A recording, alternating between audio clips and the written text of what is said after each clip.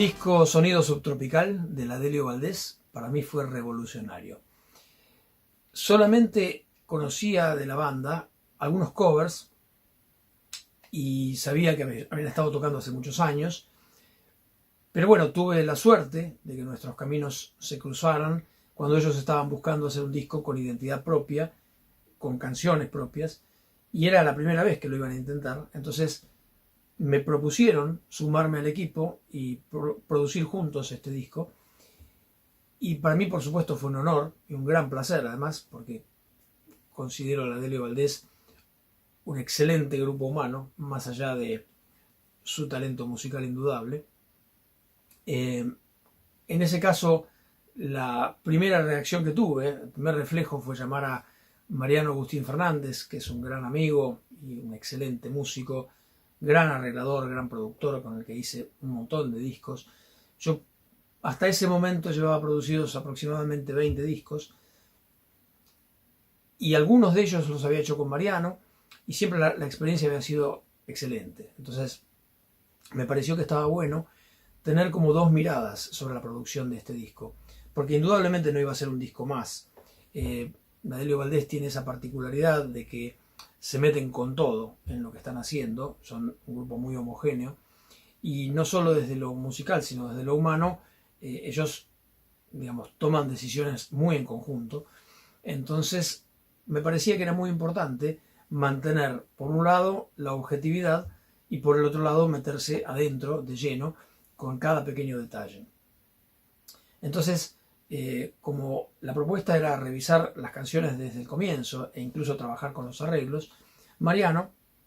hizo esa parte de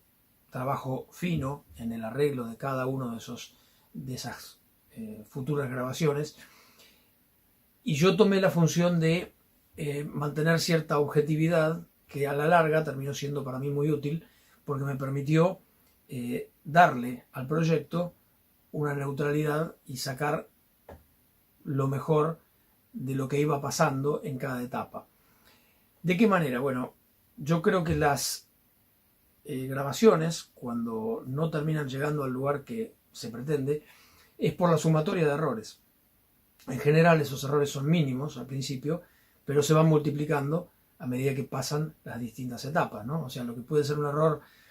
conceptual en el arreglo de los vientos, por ejemplo, o la superposición de vientos con guitarras y con voces y coros, puede pasar inadvertido en ese momento, cuando uno lo ve en una partitura, pero después llegamos a la instancia de la grabación y vemos que algo se complica, pero no sabemos bien qué, tratamos de arreglarlo en la mezcla, y en la mezcla también se sigue complicando, y en donde definitivamente se termina de complicar es en el mastering, porque justamente el mastering no puede resolver esos problemas, porque la superposición de esas capas, sonando en el mismo rango de frecuencias, en la zona de los medios, hace que inevitablemente o distorsione, o se escuche totalmente aplastado, o tengamos algunos de los problemas típicos por los cuales el mastering no puede generar el tamaño de audio que buscamos, y mucho menos el volumen. Es decir, no llegamos a competir con el sonido internacional que buscamos por una sumatoria de errores que vienen desde mucho antes. En este caso, el poder mantenerme con esa objetividad sobre los procesos que se iban haciendo me permitió y nos permitió, como equipo de trabajo, sacarle mucho más el jugo. Es decir,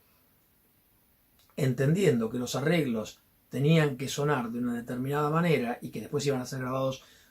totalmente casi en vivo, porque íbamos a grabar con todos los músicos en la misma sala al mismo tiempo, decidimos que esa limpieza de arreglos nos permitiera llegar lo más lejos posible después en términos de sonoridad, porque no queríamos justamente superponer capas y capas y capas para terminar aplastando después ni los vientos, ni las guitarras, ni las voces, y sabíamos que íbamos a necesitar después un volumen y un tipo de sonido con mucho brillo, que es lo que pide en general la cumbia colombiana. Adelio Valdés, siendo una banda argentina, hace una cumbia colombiana muy respetuosa, que obviamente toma como referente a muchos de los grandes artistas del género, que tienen esa sonoridad brillante súper brillante a veces, que es típica de la cumbia colombiana y que hace que incluso en algunos otros géneros pueda llegar a parecer muy exagerado, típicamente, por ejemplo, en las percusiones. Suena todo muy brillante y hasta uno podría llegar a sentir cansancio de escuchar eso permanentemente, pero es la forma en la que esa cumbia suena. Entonces queríamos lograr esa sonoridad sin cansar, sin que fuera agresivo y por supuesto pudiendo competir en los estándares de volumen. Entonces, uno de los grandes aciertos, creo yo, de esta producción, de este trabajo en equipo fue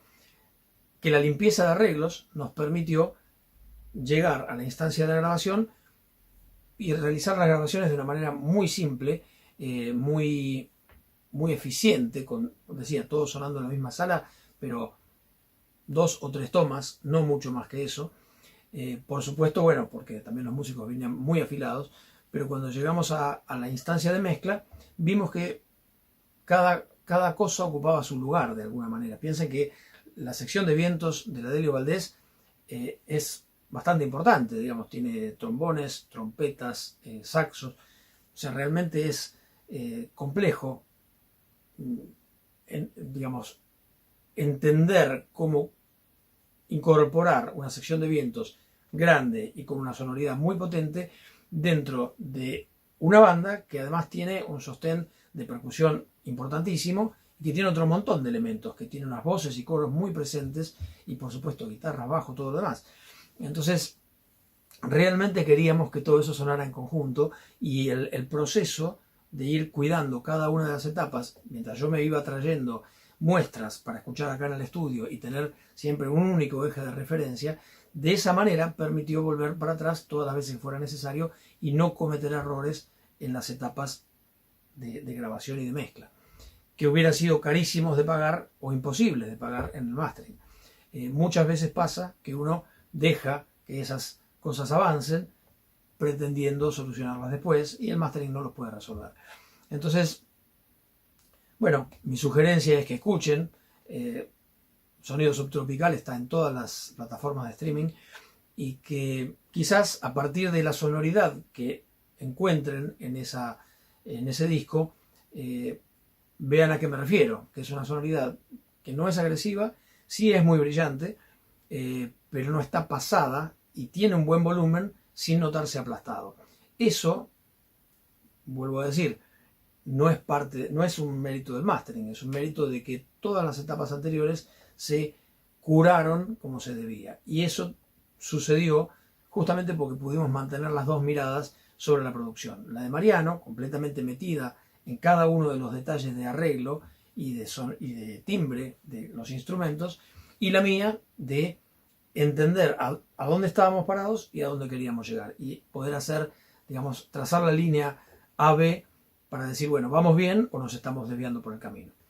Ojalá el ejemplo les sirva. Es una forma de entender la producción